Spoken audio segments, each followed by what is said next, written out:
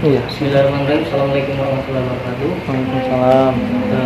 Pertama-tama kami ucapkan puji syukur kepada Allah Subhanahu wa taala karena diberikan keselamatan dan kesehatan sehingga kami dapat berkunjung di salah satu PT di Sumatera Utara, yaitu PT KAI. Adapun tujuan kami di sini untuk memenuhi salah satu tugas mata kuliah kami, yaitu mata kuliah database yang dosennya itu bernama Bapak Irwan Fadli Nasution. Nah, di sini kami ditugaskan untuk menanyakan atau mewawancarai pihak PT KAI mengenai sistem informasi, yaitu tentang input yang diproses sehingga menjadi output. Sebelumnya kami ucapkan terima kasih kepada abang dan kakak yang bersedia untuk kami wawancarai. Adapun pertanyaan yang pertama, yaitu tahapan perusahaan PT KAI ini untuk mengolah input sehingga menjadi output itu seperti apa?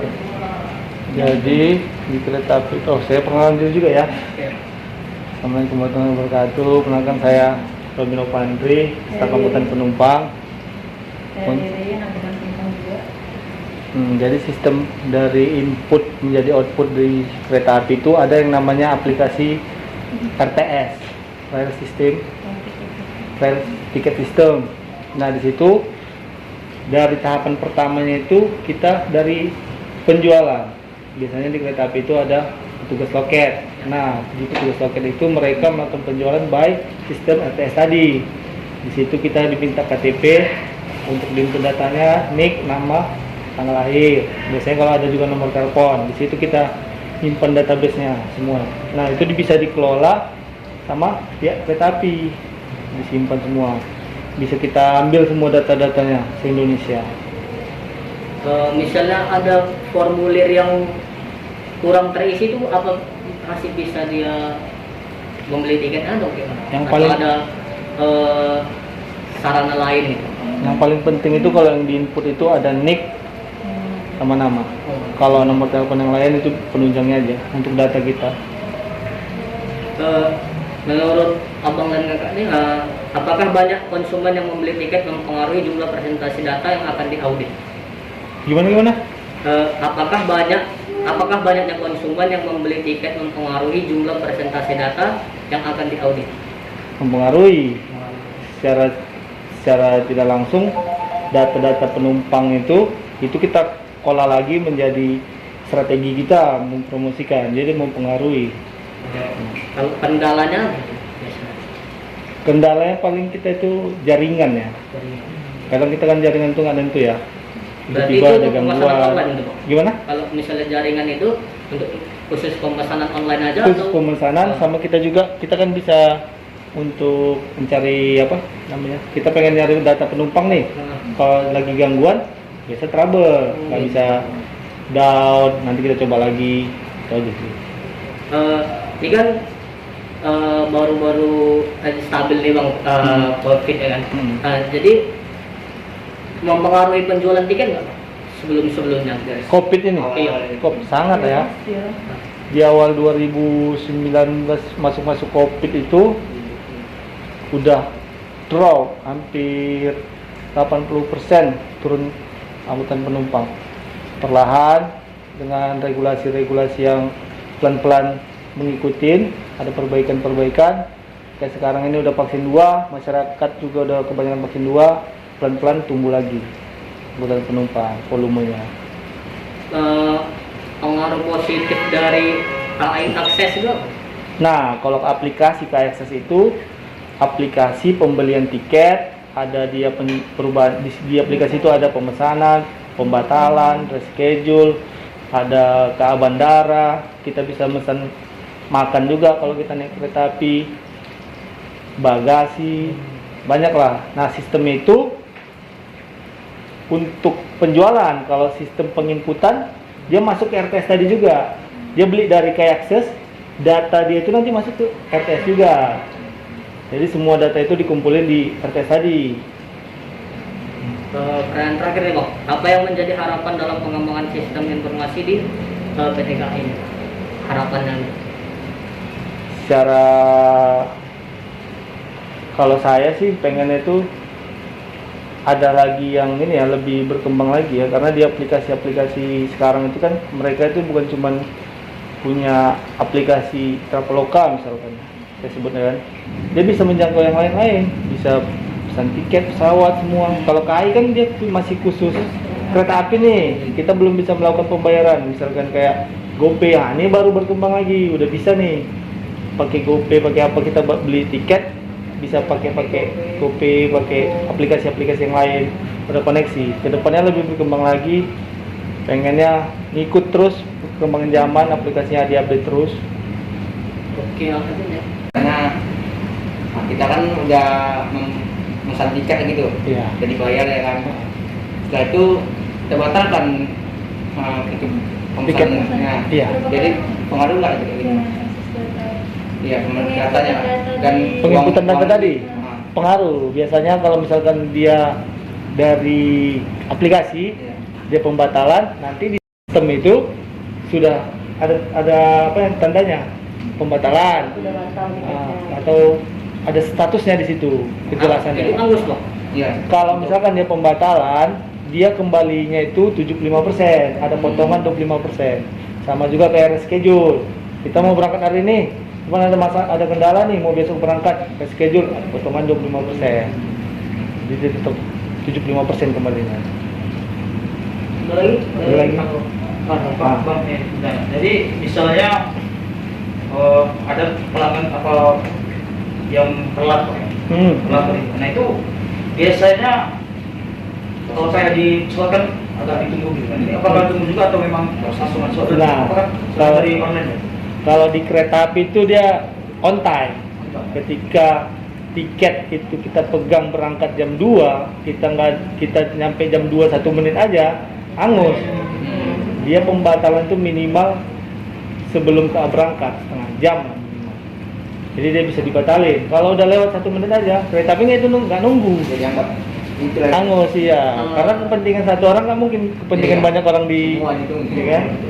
Kalau perangkat keras sama perangkat lunak yang dibangun DPT ini apa? Nah satu perangkat kerasnya itu ya kita kereta apian. Kalau perangkat banyak ya sarana-sarana ya. Untuk sistem informasi dong. Kalau sistem informasi kayak tadi ya PS, kayak akses, ada juga tuh aplikasi penghitungan EOPIS.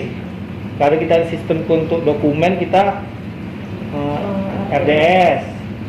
Nah, RDS itu untuk dokumen antar perusahaan aja. Jadi kita tinggal buat surat di situ semua by aplikasi lah semua. Jadi fungsi misalnya laptop ini kan itu tuh untuk pemesanan online aja tuh. Kalau di sini, Iya. di sini enggak. Kita di sini staf administrasinya, pengelolaannya. pembayaran. Kalau pembayaran di loket, di sini kantornya lah, kantor yang menaungi loket itu yang ngurus keperluan orang itu, kebutuhannya. Kami yang handle administrasinya. Kalau penjualan tetap di stasiun. Mana? Pak, misalkan jika di daerah misalkan perkampungan itu kan tidak ada fasilitas untuk rapid test atau PCR itu bagaimana? Misalnya kembali di perkampungan dan memang dia harus ke sana tuh dengan jauh, Tidak memadai lah di kampung. tidak memadai. Untuk sekarang karena peraturannya itu cukup vaksin 2, dia tidak perlu antigen lagi atau PCR. Tapi kalau vaksin kan udah, insya Allah ini udah ke desa-desa juga nih kan, udah ke daerah-daerah. Misalkan dia vaksin 2 udah nggak apa-apa, nggak perlu pakai antigen lagi. Rapid test. Iya, nggak perlu. Minimal dia vaksin 2. Kalau ke lokal, nah kalau lokal itu di sini ada 2, yang ke Binjai, Serlawangsa, sama ke Siantar. Itu mau pakai kartunya di print atau bisa kita pakai aplikasi apa namanya Peduli Lindungi Apanya nih?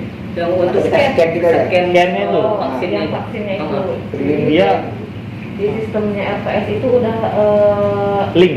nge-link ke Peduli Lindungi. Oh gitu. Jadi misalkan nih, Langsung ada udah data. vaksin nih kan, mau berangkat naik kereta api, di loket beli tiket, mereka nginput data penumpang itu udah otomatis ada tuh, sudah vaksin 1, vaksin 2, belum vaksin. Nah kalau belum vaksin, di statusnya itu belum vaksin, kita minta yang namanya apa ya, bukti lah kalau dia sudah vaksin. Biasanya kan ada kartu Berarti langsung terdata di dulu kan? Hah?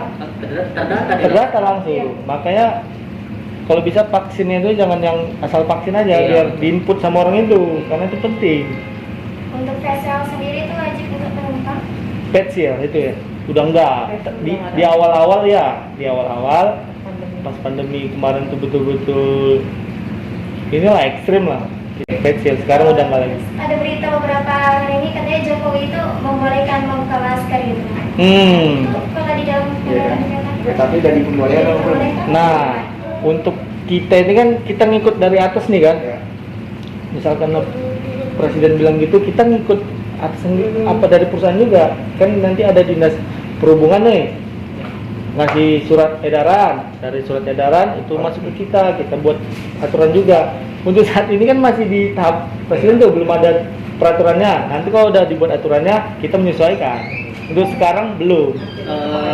Kalau sekarang penjualannya udah normal, Perlahan meningkat, landai lah, landai. Insya Allah 2023 terus meningkat lah. Ada lagi? Kapan terakhir naik kereta api kalian? Nggak pernah ya? Kapan terakhir? Hah? Positif? Orang mana? Alhamdulillah. Naik kereta api lah. Aduh, kapan terakhir? Terakhir kilo mana? pas puasa kemarin. Kemana? Sih nggak dari Tanjung Balai. Ke Tanjung Balai atau Tanjung Balai? Jadi jangan berkemana-mana aja. Udah vaksin semua kan? Ya, tinggal ke tempat ya. Ya nanti kan stasiun itu kan ada wawancara kereta api, pernah naik kereta api. Ada. Apa penelitiannya di kereta? Iya. Belum pernah naik kereta api ya. Ya, itu ya. Nah, demikian bang, wawancara kami dari kami mengucapkan terima kasih kepada abang apa nama tadi bang? Robi. Bang Robi kakak. Hari ini terima kasih yang telah menyempatkan waktunya untuk kami yang bersedia diwawancara. Semoga apa yang kami wawancara ini tugasnya bisalah untuk menilai kami nanti. Amin. Dan pada abang dan kakak semoga dibalas oleh Allah apa namanya jasanya untuk kami. Karena kami pun dari payah kali dari uang dari sana buat lagi katanya itu ada apa ini? Tipu. Kalau angkutan penumpang ada politik kemana itu Dan bang, mohon maaf apabila ada salah-salah dari kami. Kami ucapkan terima kasih sekali lagi. Assalamualaikum warahmatullahi wabarakatuh. Waalaikumsalam. Silakan saya. Oke, kasih Pak. Semester 4 ya, masih panjang lagi ya. Kita foto bang. Bisa. Foto di depan itu cantik. Oh iya.